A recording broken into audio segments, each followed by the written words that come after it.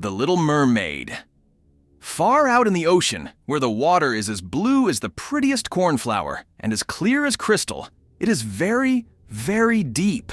So deep, indeed, that no cable could fathom it. Many church steeples, piled one upon another, would not reach from the ground beneath to the surface of the water above. There dwell the Sea King and his subjects. We must not imagine that there is nothing at the bottom of the sea but bare, yellow sand. No, indeed. The most singular flowers and plants grow there, the leaves and stems of which are so pliant that the slightest agitation of the water causes them to stir as if they had life. Fishes, both large and small, glide between the branches, as birds fly among the trees, here upon land. In the deepest spot of all stands the castle of the Sea King. Its walls are built of coral, and the long Gothic windows are of the clearest amber. The roof is formed of shells that open and close as the water flows over them. Their appearance is very beautiful, for in each lies a glittering pearl, which would be fit for the diadem of a queen. The Sea King had been a widower for many years, and his aged mother kept house for him. She was a very wise woman, and exceedingly proud of her high birth. On that account, she wore 12 oysters on her tail, while others, also of high rank, were only allowed to wear 6. She was, however, deserving of very great praise, especially for her care of the little sea princesses, her granddaughters. They were 6 beautiful children, but the youngest was the prettiest of them all. Her skin was as clear and delicate as a rose leaf, and her eyes as blue as the deepest sea. But, like all the others, she had no feet, and her body ended in a fish's tail. All day long they played in the great halls of the castle, or among the living flowers that grew out of the walls. The large amber windows were open and the fish swam in, just as the swallows fly into our houses when we open the windows, excepting that the fishes swam up to the princesses, ate out of their hands, and allowed themselves to be stroked. Outside the castle there was a beautiful garden in which grew bright red and dark blue flowers and blossoms like flames of fire. The fruit glittered like gold, and the leaves and stems waved to and fro continually. The earth itself was the finest sand, but blue as the flame of burning sulfur. Over everything lay a peculiar blue radiance, as if it were surrounded by the air from above, through which the blue sky shone instead of the dark depths of the sea. In calm weather, the sun could be seen, looking like a purple flower, with the light streaming from the calyx. Each of the young princesses had a little plot of ground in the garden, where she might dig and plant as she pleased. One arranged her flower bed into the form of a whale. Another thought it better to make hers like the figure of a little mermaid. But that of the youngest was round like the sun and contained flowers as red as his rays at sunset. She was a strange child, quiet and thoughtful, and while her sisters would be delighted with the wonderful things which they obtained from the wrecks of vessels, she cared for nothing but her pretty red flowers, like the sun, excepting a beautiful marble statue. It was the representation of a handsome boy carved out of pure white stone, which had fallen to the bottom of the sea from a wreck. She planted by the statue a rose-colored weeping willow. It grew splendidly and very soon hung its fresh branches over the statue almost down to the blue sands. The shadow had a violet tint and waved to and fro like the branches. It seemed as if the crown of the tree and the root were at play and trying to kiss each other. Nothing gave her so much pleasure as to hear about the world above the sea. She made her old grandmother tell her all she knew of the ships and of the towns, the people, and the animals.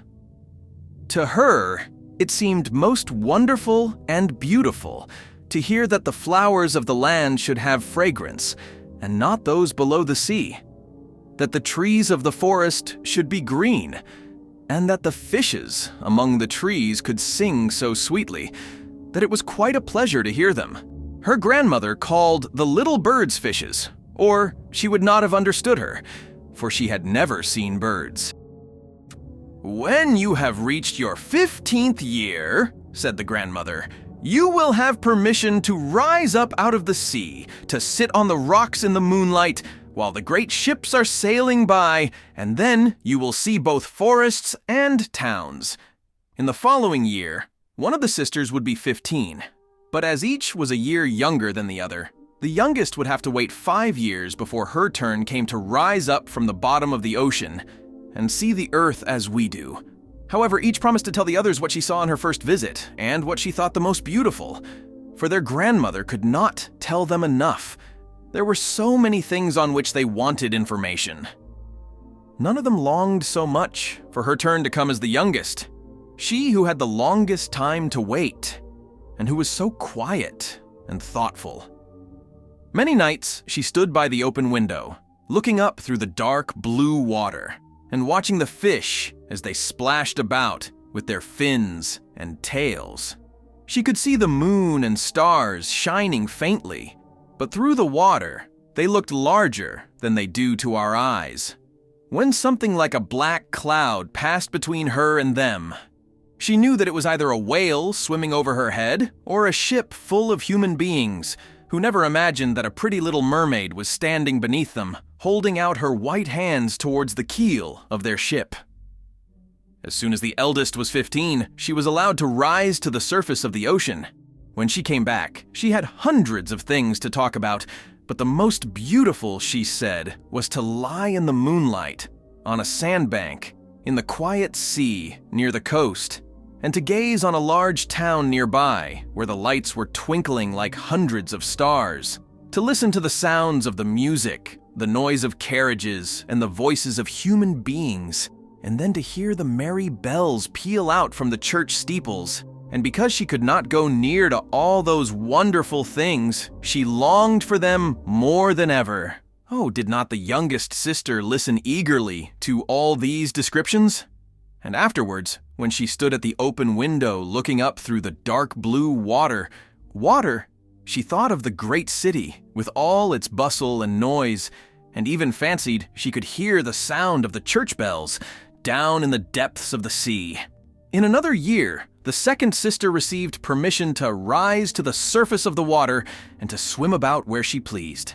She rose just as the sun was setting, and this, she said, was the most beautiful sight of all. The whole sky looked like gold, while violet and rose-colored clouds, which she could not describe, floated over her, and, still more rapidly than the clouds, flew a large flock of wild swans towards the setting sun, looking like a long white veil across the sea. She also swam towards the sun, but it sunk into the waves, and the rosy tints faded from the clouds and from the sea. The third sister's turn followed. She was the boldest of them all, and she swam up a broad river that emptied itself into the sea. On the banks, she saw green hills covered with beautiful vines. Palaces and castles peeped out from amid the proud trees of the forest.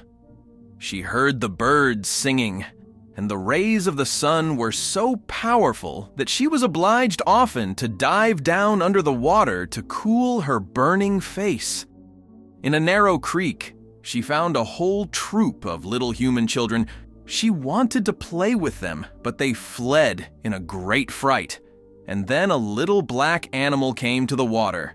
It was a dog, but she did not know that, for she had never before seen one. This animal barked at her so terribly that she became frightened and rushed back to the open sea. But she said she should never forget the beautiful forest, the green hills, and the pretty little children who could swim in the water, although they had not fishes' tails. The fourth sister was more timid. She remained in the midst of the sea, but she said it was quite as beautiful there as nearer the land. She could see for so many miles around her, and the sky above looked like a bell of glass. She had seen the ships, but at such a great distance that they looked like seagulls. The dolphins sported in the waves, and the great whales spouted water from their nostrils till it seemed as if 100 fountains were playing in every direction. The fifth sister's birthday occurred in the winter. So when her turn came, she saw what the others had not seen the first time they went up. The sea looked quite green, and large icebergs were floating about, each like a pearl, she said, but larger and loftier than the churches built by men. They were of the most singular shapes and glittered like diamonds. She had seated herself upon one of the largest and let the wind play with her long hair, and she remarked that all the ships sailed by rapidly and steered as far away as they could from the iceberg, as if they were afraid of it. Towards evening, as the sun went down, dark clouds covered the sky. The thunder rolled and the lightning flashed, and the red light glowed on the icebergs as they rocked and tossed on the heaving sea. On all the ships, the sails were reefed with fear and trembling, while she sat calmly on the floating iceberg, watching the blue lightning as it darted its forked flashes into the sea. When first the sisters had permission to rise to the surface, they were each delighted with the new and beautiful sights they saw. But now, as grown-up girls, they could go when they pleased, and they had become indifferent about it. They wished themselves back again in the water, and after a month had passed, they said it was much more beautiful down below, and pleasanter to be at home. Yet often in the evening hours, the five sisters would twine their arms round each other and rise to the surface in a row. They had more beautiful voices than any human being could have. And before the approach of a storm, and when they expected a ship would be lost, they swam before the vessel and sang sweetly of the delights to be found in the depths of the sea and begging the sailors not to fear if they sank to the bottom. But the sailors could not understand the song. They took it for the howling of the storm, and these things were never to be beautiful for them. For if the ship sank, the men were drowned, and their dead bodies alone reached the palace of the Sea King. When the sisters rose, arm in arm, through the water in this way, their youngest sister would stand quite alone, looking after them, ready to cry, only that the mermaids have no tears, and therefore they suffer more. "Oh, were I but 15 years old," said she, "I know that I shall love the world up there and all the people who live in it." At last, she reached her 15th year. "Well now, you are grown up," said the old dowager, her grandmother. "So you must let me adorn you, like your other sisters." And she placed a wreath of white lilies in her hair, and every flower leaf was half a pearl. Then the old lady ordered 8 great oysters to attach themselves to the tail of the princess to show her high rank. "But they hurt me so," said the Little Mermaid. "Pride must suffer pain," replied the old lady. Oh, how gladly she would have shaken off all this grandeur and laid aside the heavy wreath. The red flowers in her own garden would have suited her much better, but she could not help herself. So she said, "Farewell," and rose as lightly as a bubble to the surface of the water. The sun had just set as she raised her head above the waves, but the clouds were tinted with crimson and gold, and through the glimmering twilight beamed the evening star in all its beauty. The sea was calm, and the air mild and fresh. A large ship with 3 masts lay becalmed on the water, with only 1 sail set, for not a breeze stiffed, and the sailors sat idle on deck or amongst the rigging. There was music and song on board, and as darkness came on, 100 colored lanterns were lighted, as if the flags of all nations waved in the air. The Little Mermaid swam close to the cabin windows, and now and then, as the waves lifted her up, she could look in through clear glass window panes and see a number of well-dressed people within. Among them was a young prince, the most beautiful of all, with large black eyes. He was 16 years of age, and his birthday was being kept with much rejoicing.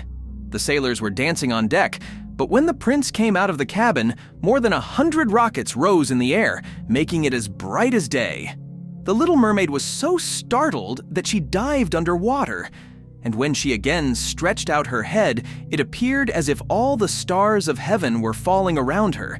She had never seen such fireworks before. Great suns spurted fire about, splendid fireflies flew into the blue air, and everything was reflected in the clear, calm sea beneath. The ship itself was so brightly illuminated that all the people and even the smallest rope could be distinctly and plainly seen. And how handsome the young prince looked as he pressed the hands of all present and smiled at them, while the music resounded through the clear night air. It was very late, yet the Little Mermaid could not take her eyes from the ship or from the beautiful prince. The colored lanterns had been extinguished, no more rockets rose in the air, and the cannon had ceased firing. But the sea became restless, and a moaning, grumbling sound could be heard beneath the waves. Still, the Little Mermaid remained by the cabin window, rocking up and down on the water, which enabled her to look in. After a while, the sails were quickly unfurled, and the noble ship continued her passage. But soon, the waves rose higher, heavy clouds darkened the sky, and lightning appeared in the distance. A dreadful storm was approaching. Once more the sails were reefed, and the great ship pursued her flying course over the raging sea. The waves rose mountains high, as if they would have overtopped the mast, but the ship dived like a swan between them, and then rose again on their lofty, foaming crests. To the Little Mermaid, this appeared pleasant sport. Not so to the sailors. At length, the ship groaned and creaked. The thick planks gave way under the lashing of the sea as it broke over the deck. The mainmast snapped asunder like a reed. The ship lay over on her side, and the water rushed in. The Little Mermaid now perceived that the crew were in danger. Even she herself was obliged to be careful to avoid the beams and planks of the wreck, which lay scattered on the water. At one moment it was so pitch dark that she could not see a single object, but a flash of lightning revealed the whole scene. She could see every one who had been on board, excepting the prince. When the ship parted, she had seen him sink into the deep waves, and she was glad, for she thought he would now be with her. And then she remembered that human beings could not live in the water, so that when he got down to her father's palace, he would be quite dead. But he must not die. So, she swam about among the beams and planks which strewed the surface of the sea, forgetting that they could crush her to pieces. Then, she dived deeply under the dark waters, rising and falling with the waves, till at length she managed to reach the young prince, who was fast losing the power of swimming in that stormy sea. His limbs were failing him, his beautiful eyes were closed, and he would have died had not the Little Mermaid come to his assistance. She held his head above the water and let the waves drift them where they would. In the morning, the storm had ceased, but of the ship not a single fragment could be seen. The sun rose up red and glowing from the water, and its beams brought back the hue of health to the prince's cheeks, but his eyes remained closed. The mermaid kissed his high, smooth forehead and stroked back his wet hair. He seemed to her like the marble statue in her little garden, and she kissed him again and wished that he might live. Presently they came in sight of land. She saw lofty blue mountains, on which the white snow rested as if a flock of swans were lying upon them. Near the coast were beautiful green forests, and close by stood a large building, whether a church or a convent, she could not tell. Orange and citron trees grew in the garden, and before the door stood lofty palms. The sea here formed a little bay, in which the water was quite still, but very deep, so she swam with the handsome prince to the beach, which was covered with fine white sand. And there she laid him in the warm sunshine, taking care to raise his head higher than his body. Then bells sounded in the large white building, and a number of young girls came into the garden. The Little Mermaid swam out, farther from the shore, and placed herself between some high rocks that rose out of the water. Then she covered her head and neck with the foam of the sea so that her little face might not be seen, and watched to see what would become of the poor prince. She did not wait long before she saw a young girl approach the spot where he lay. She seemed frightened at first, but only for a moment. Then she fetched a number of people, and the mermaid saw that the prince came to life again, and smiled upon those who stood round him. But to her, he sent no smile.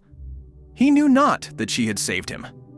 This made her very unhappy, and when he was led away into the great building, she dived down sorrowfully into the water and returned to her father's castle. She had always been silent and thoughtful, and now she was more so than ever. Her sisters asked her what she had seen during her first visit to the surface of the water. But she would tell them nothing. Many an evening and morning did she rise to the place where she had left the prince. She saw the fruits in the garden ripen till they were gathered, the snow on the tops of the mountains melt away. But she never saw the prince, and therefore she returned home, always more sorrowful than before. It was her only comfort to sit in her own little garden and fling her arm round the beautiful marble statue which was like the prince. But she gave up tending her flowers, and they grew in wild confusion over the paths, twining their long leaves and stems round the branches of the trees so that the whole place became dark and gloomy. At length, she could bear it no longer, and told one of her sisters all about it. Then the others heard the secret, and very soon it became known to two mermaids whose intimate friend happened to know who the prince was. She'd also seen the festival on board ship, and she told them where the prince came from and where his palace stood. "Come, little sister," said the other princesses. Then they entwined their arms and rose up in a long row to the surface of the water, close by the spot where they knew the prince's palace stood. It was built of bright yellow shining stone with long flights of marble steps, one of which reached quite down to the sea. Splendid gilded cupolas rose over the roof, and between the pillars that surrounded the whole building stood lifelike statues of marble. Through the clear crystal of the lofty windows could be seen noble rooms with costly silk curtains and hangings of tapestry, while the walls were covered with beautiful paintings which were a pleasure to look at. In the center of the largest saloon, a fountain threw its sparkling jets high up into the glass cupola of the ceiling, through which the sun shone down upon the water and upon the beautiful plants growing round the basin of the fountain. Now that she knew where he lived, she spent many an evening and many a night on the water near the palace. She would swim much nearer the shore than any of the others ventured to do. Indeed, once she went quite up the narrow channel under the marble balcony, which threw a broad shadow on the water. Here she would sit and watch the young prince, who thought himself quite alone in the bright moonlight. She saw him many times of an evening sailing in a pleasant boat, with music playing and flags waving. She peeped out from among the green rushes, and if the wind caught her long silvery white veil, those who saw it believed it to be a swan, spreading out its wings. On many a night, too, when the fishermen with their torches were out at sea, she heard them relate so many good things about the doings of the young prince that she was glad she had saved his life when she had been tossed about half dead on the waves, and she remembered that his head had rested on her bosom, and how heartily she had kissed him. But he knew nothing of all this, and could not even dream of her. She grew more and more fond of human beings, and wished more and more to be able to wander about with those whose world seemed to be so much larger than her own. They could fly over the sea in ships, and mount the high hills which were far above the clouds, and the lands they possessed, their woods, and their fields, stretched far away beyond the reach of her sight. There was so much that she wished to know, and her sisters were unable to answer all her questions. Then she applied to her old grandmother, who knew all about the upper world, which she very rightly called the lands above the sea. If human beings are not drowned, asked the Little Mermaid, can they live forever? Do they never die as we do here in the sea? Yes, replied the old lady. They must also die, and their term of life is even shorter than ours. We sometimes live to 300 years, but when we cease to exist here, we only become the foam on the surface of the water, and we have not even a grave down here of those we love. We have not immortal souls. We shall never live again. But like the green seaweed, when once it has been cut off, we can never flourish more. Human beings, on the contrary, have a soul which lives forever, lives after the body has been turned to dust. It rises up through the clear, pure air beyond the glittering stars. As we rise out of the water and behold all the land of the earth, so do they rise to unknown and glorious regions, which we shall never see.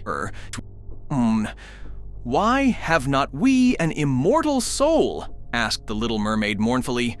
I would give gladly all the hundreds of years that I have to live, to be a human being only for one day, and to have the hope of knowing the happiness of that glorious world above the stars.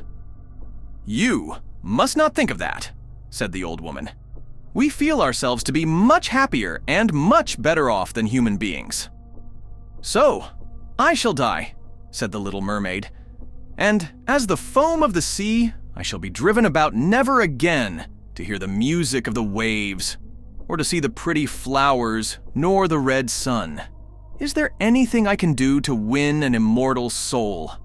No, said the old woman, unless a man were to love you so much that you were more to him than his father or mother, and if all his thoughts and all his love were fixed upon you, and the priest placed his right hand in yours, and he promised to be true to you here and hereafter, then his soul would glide into your body, and you would obtain a share in the future happiness of mankind.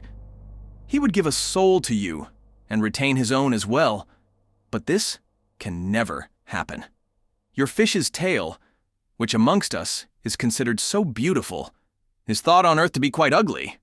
They do not know any better, and they think it necessary to have 2 stout props, which they call legs, in order to be handsome.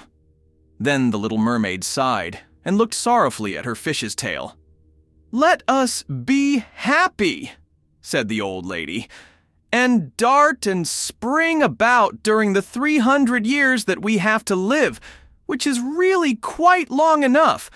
After that, we can rest ourselves all the better. This evening, we are going to have a court ball. It is one of those splendid sights which we can never see on earth. The walls and the ceiling of the large ballroom were of thick but transparent crystal, made hundreds of colossal shells. Some of a deep red, others of a grass green, stood on each side in rows with blue fire in them which lighted up the whole saloon and shone through the walls, so that the sea was also illuminated. Innumerable fishes, great and small, swam past the crystal walls. On some of them the scales glowed with a purple brilliancy, and on others they shone like silver and gold. Through the halls flowed a broad stream, and in it danced the mermen and the mermaids to the music of their own sweet singing. No one on earth has such a lovely voice as theirs. The Little Mermaid sang more sweetly than them all.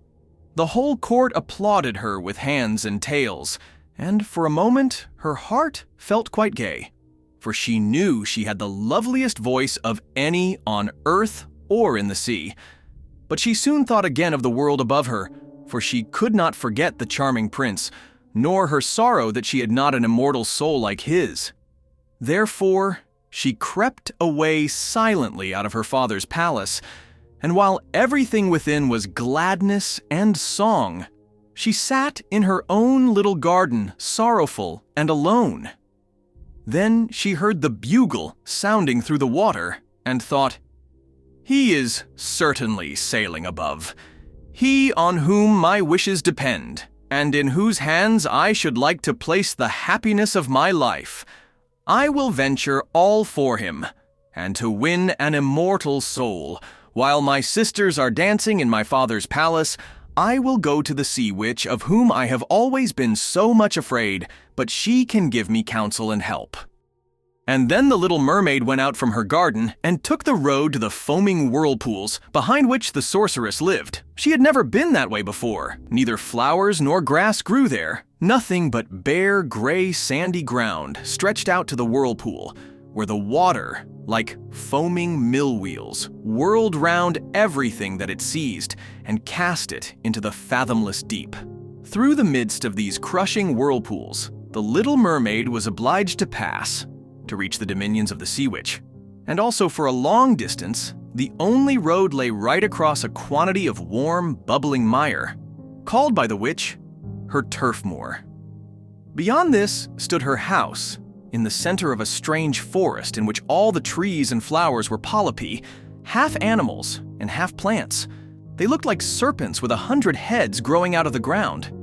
The branches were long, slimy arms with fingers like flexible worms, moving limb after limb from the root to the top. All that could be reached in the sea they seized upon and held fast so that it never escaped from their clutches. The little mermaid was so alarmed at what she saw that she stood still, and her heart beat with fear, and she was very nearly turning back. But she thought of the prince and of the human soul for which she longed, and her courage returned. She fastened her long flowing hair round her head so that the polypi might not seize hold of it. She laid her hands together across her bosom, and then she darted forward as a fish shoots through the water between the supple arms and fingers of the ugly polypi, which were stretched out on each side of her. She saw that each held in its grasp something it had seized with its numerous little arms, as if they were iron bands. The white skeletons of human beings who had perished at sea and had sunk down into the deep waters. Skeletons of land animals, oars, rudders, and chests of ships were lying tightly grasped by their clinging arms. Even a little mermaid whom they had caught and strangled. And this seemed the most shocking of all to the little princess. She now came to a space of marshy ground in the wood, where large, fat water snakes were rolling in the mire and showing their ugly, drab-colored bodies. In the midst of this spot stood a house built with the bones of shipwrecked human beings. There sat the sea witch, allowing a toad to eat from her mouth, just as people sometimes feed a canary with a piece of sugar. She called the ugly water snakes her little chickens, and allowed them to crawl all over her bosom. "I know what you want," said the sea witch. "It is very stupid of you, but you shall have your way, and it will bring you to sorrow, my pretty princess. You want to get rid of your fish's tail, and to have two supports instead of it, like human beings on earth, so that the young prince may fall in love with you, and that you may have an immortal soul." And then the witch laughed so loud and disgustingly that the toad and the snakes fell to the ground and lay there wriggling about. "You are but just in time," said the witch. "For after sunrise tomorrow, I should not be able to help you till the end of another year. I will prepare a draft for you, with which you must swim to land tomorrow before sunrise and sit down on the shore and drink it. Your tail will then disappear and shrink up into what mankind calls legs, and you will feel great pain as if a sword were passing through you. But all who see you will say that you are the prettiest little human being they ever saw. You will still have the same floating gracefulness of movement, and no dancer will ever tread so lightly, but at every step you take it will feel as if you were treading upon sharp knives, and that the blood must flow. If you will bear all this, I will help you." "Yes, I will," said the little princess in a trembling voice as she thought of the prince and the immortal soul. "But think again," said the witch, "for when once your shape has become like a human being, you can no more be a mermaid. You will never return through the water to your sisters or to your father's palace again. And if you do not win the love of the prince, so that he is willing to forget his father and mother for your sake, and to love you with his whole soul, and allow the priest to join your hands that you may be man and wife. Then you will never have an immortal soul. The first morning after he marries another, your heart will break, and you will become foam on the crest of the waves." "I will do it," said the Little Mermaid, and she became pale as death. "But I must be paid also," said the witch, "and it is not a trifle that I ask. You have the sweetest voice of any who dwell here in the depths of the sea, and you believe that you will be able to charm the prince with it also. But this voice you must give to me. The best thing you possess will I have for the price of my draft. My own blood must be mixed with it, that it may be as sharp as a two-edged sword. But if you take away my voice," said the Little Mermaid, "what is left for me? Your beautiful form, your graceful walk, and your expressive eyes. Surely with these you can enchain a man's heart. Well, have you lost your courage? Put out your little tongue that I may cut it off as my payment. Then you shall have the powerful draft." "It shall be," said the Little Mermaid. Then the witch placed her cauldron on the fire to prepare the magic draft. "Cleanliness is a good thing," said she, scouring the vessel with snakes, which she had tied together in a large knot. Then she pricked herself in the breast and let the black blood drop into it. The steam that rose formed itself into such horrible shapes that no one could look at them without fear. Every moment, the witch threw something else into the vessel, and when it began to boil, the sound was like the weeping of a crocodile. When at last the magic draft was ready, it looked like the clearest water. "There it is for you," said the witch. Then she cut off the mermaid's tongue so that she became dumb and would never again speak or sing. "If the polypi should seize hold of you as you return through the wood," said the witch, "throw over them a few drops of the potion, and their fingers will be torn into 1,000 pieces." But the Little Mermaid had no occasion to do this, for the polypi sprang back in terror when they caught sight of the glittering draft, which shone in her hand like a twinkling star. So she passed quickly through the wood and the marsh, and between the rushing whirlpools, she saw that in her father's palace the torches in the ballroom were extinguished and all within asleep, but she did not venture to go into them, for now she was dumb and going to leave them forever. She felt as if her heart would break. She stole into the garden, took a flower from the flower beds of each of her sisters, kissed her hand 1,000 times towards the palace, and then rose up through the dark blue waters. The sun had not risen when she came in sight of the prince's palace and approached the beautiful marble steps, but the moon shone clear and bright. Then the Little Mermaid drank the magic draft, and it seemed as if a two-edged sword went through her delicate body. She fell into a swoon and lay like one dead. When the sun arose and shone over the sea, she recovered and felt a sharp pain. But just before her stood the handsome young prince.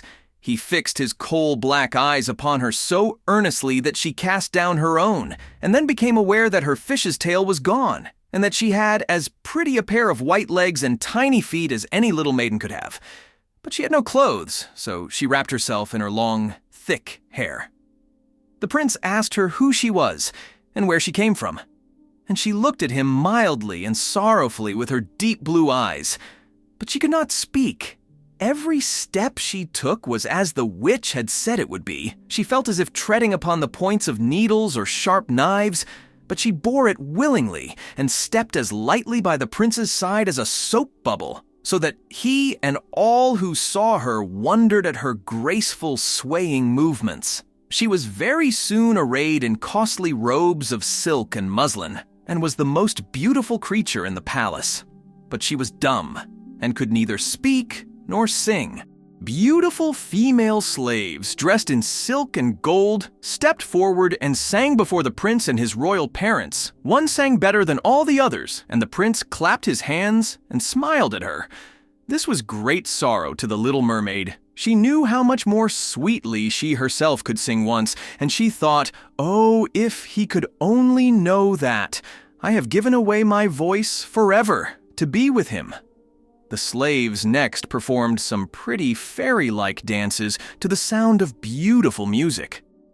Then the Little Mermaid raised her lovely white arms, stood on the tips of her toes, and glided over the floor and danced as no one yet had been able to dance.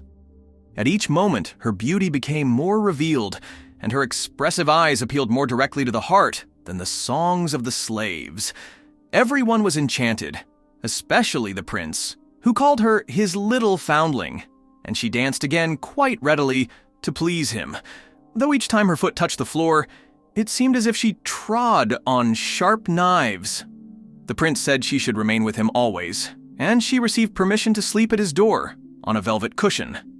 He had a page's dress made for her, that she might accompany him on horseback. They rode together through the sweet-scented woods where the green boughs touched their shoulders, and the little birds sang among the fresh leaves. She climbed with the prince to the tops of high mountains, and although her tender feet bled so that even her steps were marked, she only laughed and followed him till they could see the clouds beneath them looking like a flock of birds traveling to distant lands. While at the prince's palace, and when all the household were asleep, she would go and sit on the broad marble steps, for it eased her burning feet to bathe them in the cold seawater, and then she thought of all those below in the deep. Once during the night her sisters came up arm in arm, singing sorrowfully as they floated on the water. She beckoned to them, and then they recognized her, and told her how she had grieved them. After that, they came to the same place every night, and once she saw in the distance her old grandmother, who had not been to the surface of the sea for many years, and the old Sea King, her father, with his crown on his head. They stretched out their hands towards her, but they did not venture so near the land as her sisters did. As the days passed, she loved the prince more fondly, and he loved her as he would love a little child, but it never came into his head to make her his wife. Yet, unless he married her, she could not receive an immortal soul, and, on the morning after his marriage with another, she would dissolve into the foam of the sea. "Do you not love me the best of them all?" the eyes of the Little Mermaid seemed to say, when he took her in his arms and kissed her fair forehead. "Yes, you are dear to me," said the prince, "for you have the best heart, and you are the most devoted to me. You are like a young maiden whom I once saw, but whom I shall never meet again. I was in a ship that was wrecked, and the waves cast me ashore near a holy temple, where several young maidens performed the service. The youngest of them found me on the shore and saved my life. I saw her but twice, and she is the only one in the world whom I could love. But you are like her, and you have almost driven her image out of my mind. She belongs to the holy temple, and my good fortune has sent you to me instead of her, and we will never part." He knows not that it was I who saved his life," thought the Little Mermaid. "I carried him over the sea to the wood where the temple stands. I sat beneath the foam and watched till the human beings came to help him. I saw the pretty maiden that he loves better than he loves me." And the mermaid sighed deeply, but she could not shed tears. "He says the maiden belongs to the holy temple. Therefore, she will never return to the world. They will meet no more, while I am by his side and see him every day. I will take care of him and love him and give up my life for his sake." Very soon it was said that the prince must marry, and that the beautiful daughter of a neighboring king would be his wife, for a fine ship was being fitted out. Although the prince gave out that he merely intended to pay a visit to the king, it was generally supposed that he really went to see his daughter. A great company were to go with him. The Little Mermaid smiled and shook her head. She knew the prince's thoughts better than any of the others. "I must travel," he had said to her. "I must see this beautiful princess. My parents desire it, but they will not oblige me to bring her home as my bride. I cannot love her. She is not like the beautiful maiden in the temple whom you resemble. If I were forced to choose a bride, I would rather choose you, my dumb foundling, with those expressive eyes." And then he kissed her rosy mouth, played with her long, waving hair, and laid his head on her heart, while she dreamed of human happiness and an immortal soul. "You are not afraid of the sea, my dumb child," said he, as they stood on the deck of the noble ship which was to carry them to the country of the neighboring king. And then he told her of storm and of calm, of strange fishes in the deep beneath them, and of what the divers had seen there. And she smiled at his descriptions, for she knew better than anyone what wonders were at the bottom of the sea. In the moonlight, when all on board were asleep, excepting the man at the helm who was steering, she sat on the deck, gazing down through the clear water. She thought she could distinguish her father's castle, and upon it her aged grandmother, with the silver crown on her head, looking through the rushing tide at the keel of the vessel. Then her sisters came up on the waves and gazed at her mournfully, wringing their white hands.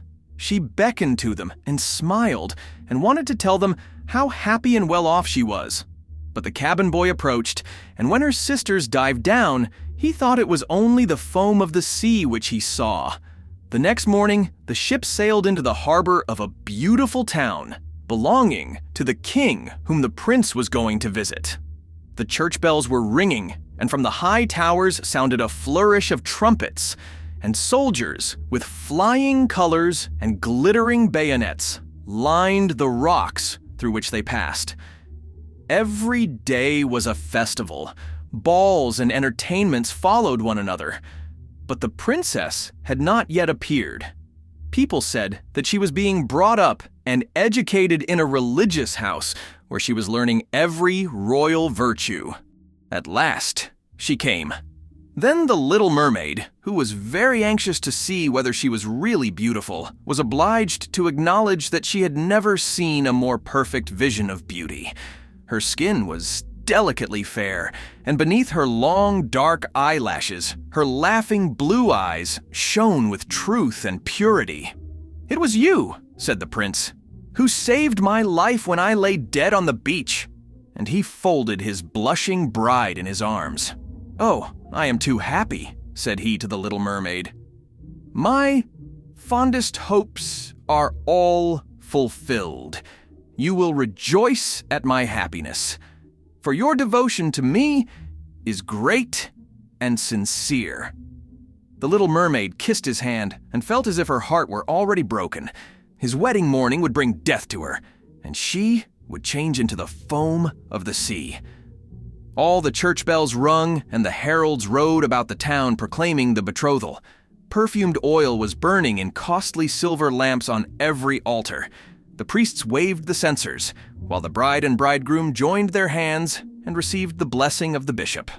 The Little Mermaid, dressed in silk and gold, held up the bride's train, but her ears heard nothing of the festive music, and her eyes saw not the holy ceremony. She thought of the night of death which was coming to her, and of all she had lost in the world.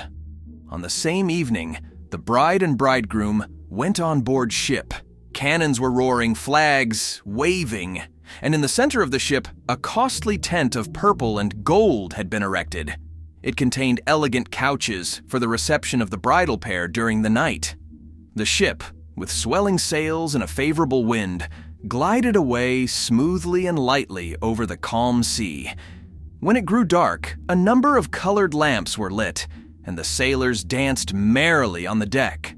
The Little Mermaid could not help thinking of her first rising out of the sea, when she had seen similar festivities and joys, and she joined in the dance, poised herself in the air as a swallow when he pursues his prey, and all present cheered her with wonder. She had never danced so elegantly before. Her tender feet felt as if cut with sharp knives, but she cared not for it. A sharper pang had pierced through her heart. She knew this was the last evening she should ever see the prince for whom she had forsaken her kindred and her home. She had given up her beautiful voice and suffered unheard-of pain daily for him while he knew nothing of it. This was the last evening that she would breathe the same air with him, or gaze on the starry sky and the deep sea. An eternal night, without a thought or a dream, awaited her. She had no soul, and now she could never win one. All was joy and gaiety on board ship till long after midnight. She laughed and danced with the rest, while the thoughts of death were in her heart. The prince kissed his beautiful bride, while she played with his raven hair, till they went arm in arm to rest in the splendid tent. Then all became still on board the ship. The helmsman, alone awake, stood at the helm. The little mermaid leaned her white arms on the edge of the vessel and looked towards the east for the first blush of morning, for that first ray of dawn that would bring her death. She saw her sisters rising out of the flood. They were as pale as herself, but their long, beautiful hair waved no more in the wind and had been cut off. "We have given our hair to the witch," said they, "to obtain help for you, that you may not die tonight. She has given us a knife. Here it is. See, it is very sharp. Before the sun rises, you must plunge it into the heart of the prince. When the warm blood falls upon your feet, they will grow together again and form into a fish's tail, and you will be once more a mermaid, and return to us to live out your 300 years before you die and change into the salt sea foam. Haste then. He or you must die before sunrise. Our old grandmother moans so for you that her white hair is falling off from sorrow as ours fell under the witch's scissors. Kill the prince and come back. Hasten. Do you not see the first red streaks in the sky? In a few minutes the sun will rise, and you must die." And then they sighed deeply and mournfully and sank down beneath the waves. The little mermaid drew back the crimson curtain of the tent and beheld the fair bride with her head resting on the prince's breast. She bent down and kissed his fair brow, then looked at the sky on which the rosy dawn grew brighter and brighter. Then she glanced at the sharp knife and again fixed her eyes on the prince, who whispered the name of his bride in his dreams. She was in his thoughts, and the knife trembled in the hand of the little mermaid. Then she flung it far away from her into the waves. The water turned red where it fell, and the drops that spurted up looked like blood. She cast one more lingering, half-fainting glance at the prince, and then threw herself from the ship into the sea, and thought her body was dissolving into foam.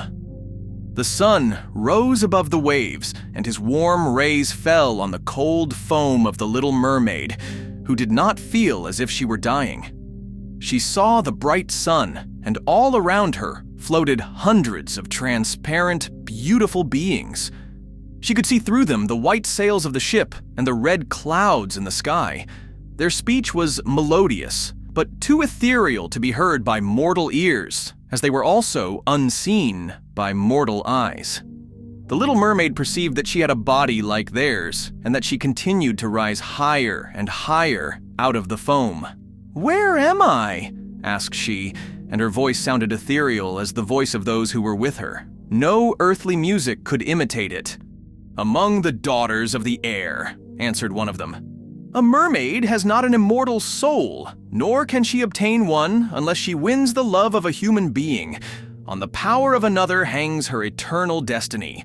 But the daughters of the air, although they do not possess an immortal soul, can, by their good deeds, procure one for themselves.